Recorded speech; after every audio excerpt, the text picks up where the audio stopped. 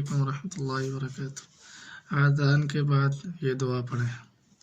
اللہم رب هذه الدعوة التامة اللہم رب هذه الدعوة التامة والصلاة القائمة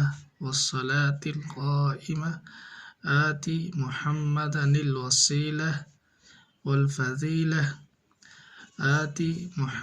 الوسیلة والفضیلة وابعثه مقاما محمودا الذي وعدته انك لا تخلف المیعاد۔